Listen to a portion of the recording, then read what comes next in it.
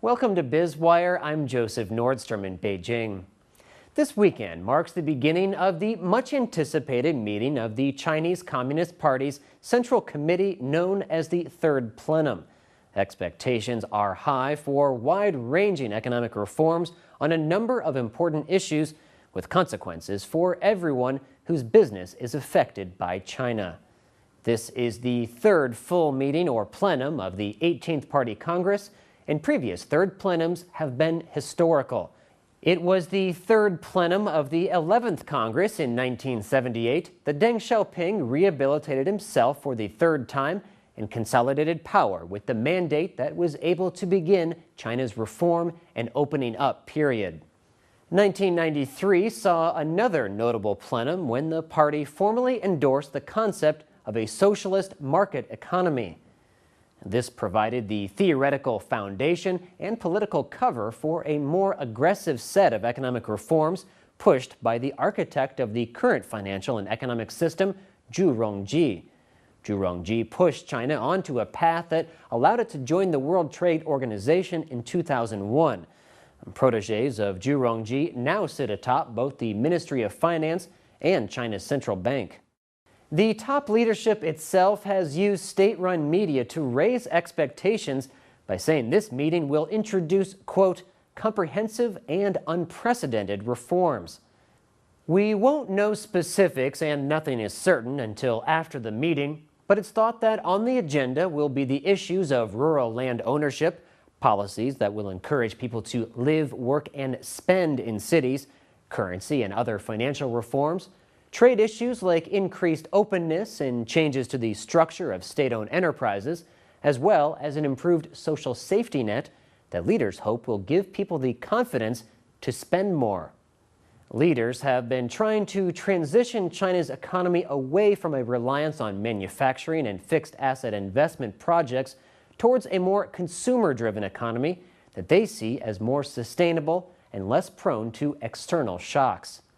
University of California at San Diego professor Barry Naughton says financial reforms like those involving deposit insurance and interest rates are the low-hanging fruit and could find less resistance to change. Other issues are more contentious and could run up against powerful interests in favor of the status quo. Among the more difficult areas upon which to form a consensus will be reforming state-controlled firms, residency permit issues and land rights, as well as changes to the balance of power between central and local governments.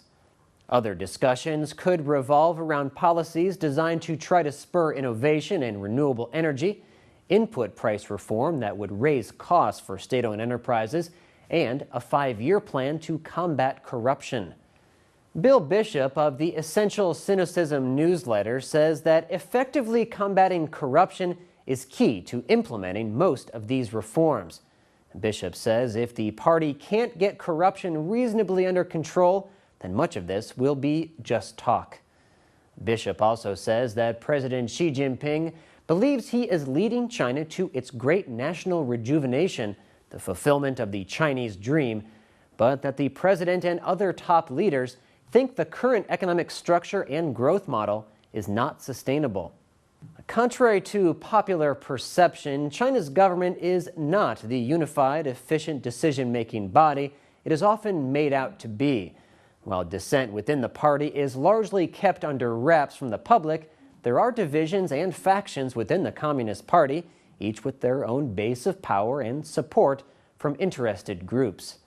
In the Wall Street Journal, Jeremy Page reported that President Xi told a group of foreign visitors last Saturday that the plenum would endorse a blueprint of comprehensive reforms that would allow China to double its gross domestic product by 2020 and avoid what's called the middle-income trap that has afflicted many other large emerging economies at this stage of development.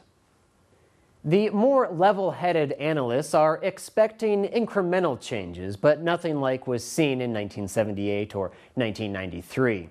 But if reformers are able to push through a few vital improvements to the system, the changes could be enough to keep growth rates up at home and, by extension, around the world. You're watching Biz Wire on the Blue Ocean Network, China's first and only privately owned broadcast media.